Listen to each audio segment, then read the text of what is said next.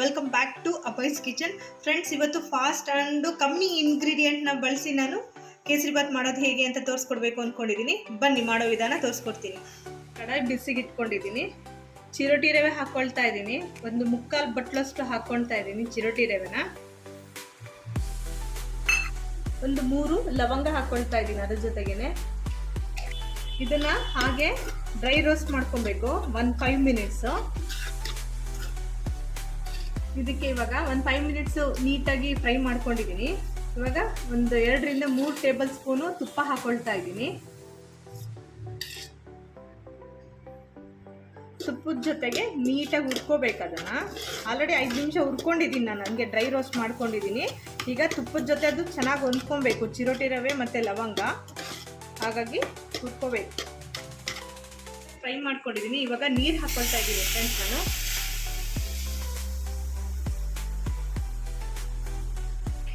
ಇದರಲ್ಲಿ 3/4 ಬಟ್ಲಷ್ಟು ರವೆ ತೊಗೊಂಡಿದ್ದೆ, ಅದು ಚಿರೋಟಿ ರವೆನ. ಇದಕ್ಕೆ ಡಬ್ಬಲ್ ಅಂದರೆ ನಾನಿವಾಗ 2-2.5 ಬಟ್ಲಷ್ಟು ನೀರು ಹಾಕ್ಕೊಂಡು ಈ ಥರ ನೀಟಾಗಿ ಮಿಕ್ಸ್ ಮಾಡಿ ಇಟ್ಕೊಂಡಿದ್ದೀನಿ. ಮಿಕ್ಸ್ ಮಾಡೋದು ವಿಡಿಯೋದಲ್ಲಿ ಸ್ಕಿಪ್ ಆಗಿದೆ, ಸೊ ಹಾಗಾಗಿ ಈಗ ತೋರಿಸ್ತಾ ಇದ್ದೀನಿ. ಇಷ್ಟು ಮಟ್ಟಿಗೆ ನಾನು ಮಿಕ್ಸ್ ಮಾಡಿ ಇಟ್ಕೊಂಡಿದ್ದೀನಿ. ಈಗ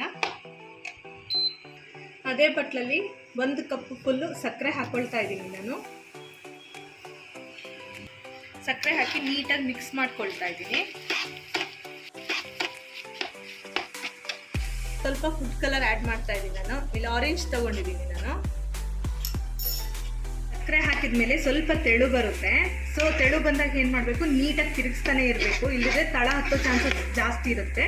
ನೀಟಾಗಿ ತಿರುಗಿಸ್ತಾ ಇರಬೇಕು. ಎಲ್ಲಿವರೆಗೂ ಅಂದರೆ ಅದೊಂದು ಹದ ಬರುತ್ತೆ. ತಿರುಗಿಸ್ತಾ ಇದ್ದಾಗ ಗೊತ್ತಾಗ್ತಾ ಇರುತ್ತೆ ನಮಗೆ. ಆ ಹದ ಬರೋವರೆಗೂ ನೀಟಾಗಿ ತಿರುಗಿಸ್ತಾ ಇರಬೇಕು. ಹೀಗೆ ತಿರುಗಿಸ್ತಾ ಇರ್ಬೇಕಾದ್ರೆ ಮಧ್ಯ ಮಧ್ಯದಲ್ಲಿ ಸ್ವಲ್ಪ ತುಪ್ಪ ಹಾಕ್ಕೊಳ್ತಾ ತಿರುಗಿಸ್ತಾ ಇರಬೇಕು. ತುಂಬ ಟೇಸ್ಟಿಯಾಗಿರುತ್ತೆ ಮತ್ತು ತುಂಬ ನೀಟಾಗಿ ತಳ ಬಿಟ್ಟು ಬರುತ್ತೆ. 2 ಏಲಕ್ಕಿನ ಇಷ್ಟು ದಪ್ಪವಾಗಿ ನಾನು ಕುಟ್ಬಿಟ್ಟು ಇಟ್ಕೊಂಡಿದ್ದೀನಿ, ಅದನ್ನು ಕೂಡ ಹಾಕ್ಕೊಳ್ತಾ ಇದ್ದೀನಿ. ಈಗ ನೋಡಿ ಯಾವ ಥರ ತಳ ಬಿಟ್ಟು ಬರ್ತಾ ಇದೆ ಅಂತೇಳಿ. ಈ ಥರ ತಳ ಬಿಟ್ಟು ಬರಬೇಕು. ಸೊ ಈ ಥರ ತಳ ಬಿಟ್ಟು ಬಂದಾಗ ಕೇಸರಿಬಾತು ತುಂಬ ಚೆನ್ನಾಗಿದೆ ಅಂತೇಳಿ.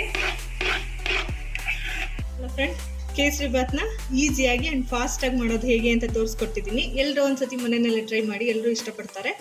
ಈ ವಿಡಿಯೋ ಇಷ್ಟವಾದಲ್ಲಿ please like, share, comment and subscribe ಮಾಡ್ಕೊಳ್ಳೋದನ್ನ ದಯವಿಟ್ಟು ಮರಿಬೇಡಿ. ವಿಡಿಯೋ ನೋಡಿದ್ದಕ್ಕಾಗಿ ಧನ್ಯವಾದಗಳು.